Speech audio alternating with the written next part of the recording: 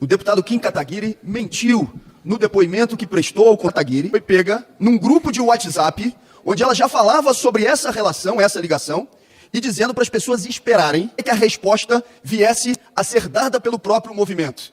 O que o deputado Kim Kataguiri vai dizer agora sobre a sua assessora ter uma ligação direta num grupo de WhatsApp, onde discutia a resposta sobre a relação com o agente nazista?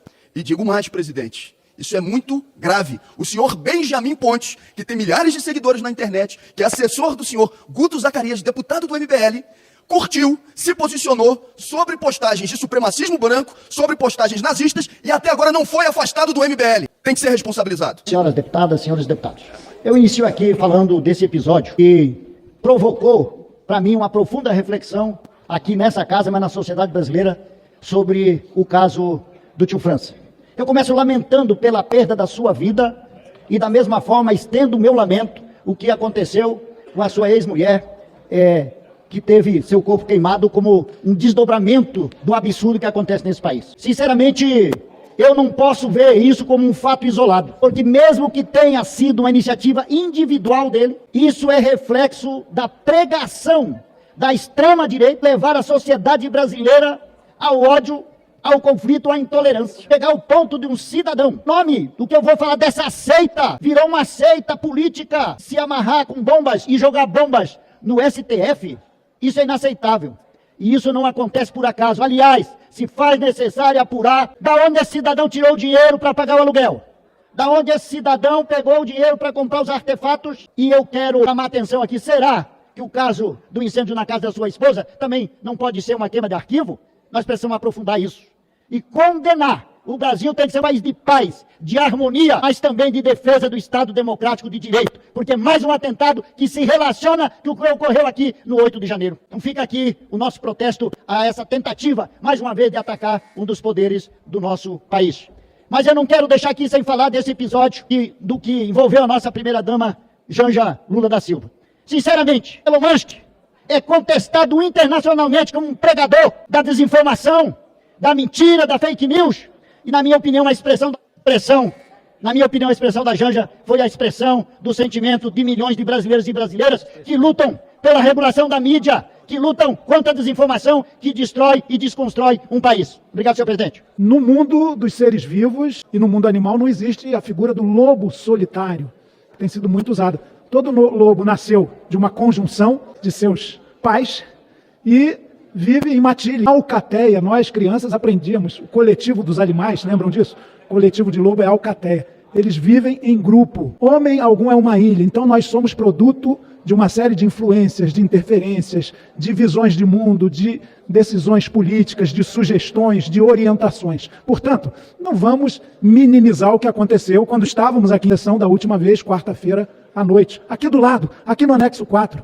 Tresloucado, fruto do fanatismo político, cometeu crimes políticos. E o fato dele, ao que parece ter dado cabo de sua própria vida, não minimiza a flagrante violência política em que esse país tem vivido. Faz parte, sim, do contexto da trama golpista. Aquela mão que jogou as bombas contra a estátua da Justiça é a mesma que colocou explosivos num caminhão para detonar o aeroporto JK. É a mesma que colocou explosivos numa série de torres de energia. É a mesma que redigiu a tal minuta do golpe.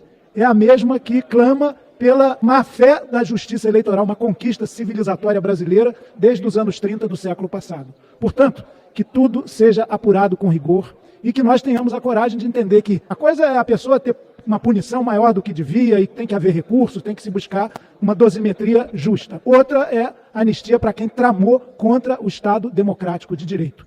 Quem viu agora o filme Ainda Estou Aqui sabe do horror, do terror que foi a ditadura militar, do arbítrio, da violência, da impunidade, que é sementeira dessas posturas da extrema-direita, do ódio, do fanatismo, da violência política, do raso conceito que acaba gerando uma ignorância militante. Tudo é comunismo, tudo é subversão. Isso é algo que, eu vou encerrar, presidente, é algo que nós temos que enfrentar, um pouco mais de inteligência, de humanismo, de cultura e de respeito à preciosa Constituição brasileira, promulgada em 1988 por Ulisses Guimarães, ali onde está o presidente Gilberto, e que disse, emocionado, por o aplauso desse plenário superlotado e também das galerias: ódio e nojo à ditadura. Ok. Eu, na última semana, estive junto com a ministra Nízia e outros aqui, tem Uma coisa muito boa para a gente falar, apesar das pitonisas que preveem sempre o pior, o Brasil hoje é território livre de sarampo, coisa que não aconteceu no governo Bolsonaro. É livre da fila do osso.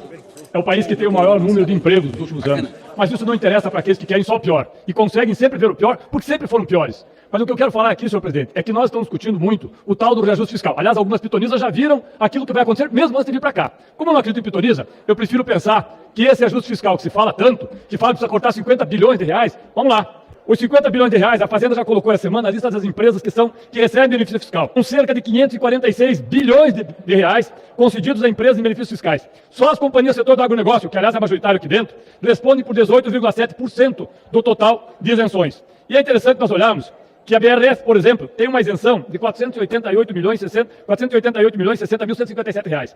Na área de desoneração da folha de pagamentos, 12 bilhões de reais. Adubos e fertilizantes, 14 bilhões 954 milhões. Defensivos agrícolas, 10 bilhões 791 milhões. Esse povo não vai reclamar que o ajuste fiscal está sendo feito e que precisa ser feito daqueles que mais ganham. Precisa ser feito daqueles que sempre, entre aspas, estiveram bem em qualquer governo. Aliás, a Rede Globo tem um benefício de cerca de 150 milhões de reais e fica falando que é preciso fazer o corte. Mas o corte do BPC, o corte do salário mínimo, não vai acontecer. Não vai acontecer o corte na saúde, na educação, para a tristeza da extrema-direita. Porque perde a condição de fazer o alarde daquilo que iria acontecer, mesmo antes de ter acontecido. E, aliás, senhor presidente, eu lembro que esse Congresso é soberano. Se o projeto vem para cá, emendem. Tem maioria, votem, façam passar a sua vontade. Talvez não queiram. Como é que vão desagradar setores que sempre foram, majoritariamente, aqueles que bancaram as suas campanhas eleitorais nos últimos 20, 30, 40, 50 anos? Não vão. Vão ficar quietinho, porque o agronegócio precisa de não sei quantos bilhões, porque a Globo não precisa de não sei quantos milhões, porque depois precisa desonerar. Então é uma hipocrisia. Falam em corte, mas não querem cortar dos ricos. Esse é o problema, senhor presidente.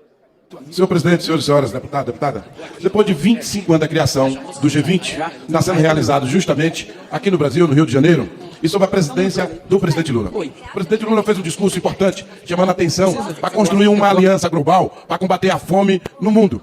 Essa atitude importante, até porque o presidente Lula assumiu o compromisso de até o final de 26, nós aqui vamos tirar o Brasil do mapa da fome. O Brasil já tinha saído do mapa da fome, mas esse Brasil foi governado por Bolsonaro, que fez com que esse Brasil voltasse para o mapa da fome e, ao mesmo tempo, um dos grandes exemplos disso são as isenções fiscais que eles deram aos grandes empresários e os ricos desse Brasil. São mais de 500 bilhões que eles deram de isenção fiscal aos ricos desse Brasil, enquanto o povo pobre trabalhador, eles aumentaram os impostos para poder sugar o nosso povo brasileiro. Então, o presidente Lula está de parabéns por construir essa agenda importante, chamando a atenção do mundo para combater a fome, a miséria, a pobreza no mundo, e o governo Lula está fazendo isso aqui no Brasil. Era isso, presidente. Projeto extremamente importante que moderniza e coloca aí o sistema brasileiro de pagamento em sintonia também naquilo que é realizado em outros países, nas maiores economias. Aliás, falando sobre outros países, aproveitando esse momento, queria destacar, tem tudo a ver uma coisa com a outra, o encontro que está sendo realizado no Brasil, sede do G20, sob a presidência do governo do presidente Lula. Líderes, presidentes, primeiros ministros, outras representações do mundo inteiro estão no nosso país, conhecendo não só o Brasil, mas principalmente tendo agendas importantes aqui em torno do G20. Bilaterais com o presidente Lula e outras. O presidente da Índia, dos Estados Unidos, da China, da França, primeiros ministros, demonstrando a grandeza e a importância do Brasil para o mundo. E nós temos que destacar com pautas importantes ao nosso país, mas também com preocupações que é do mundo inteiro.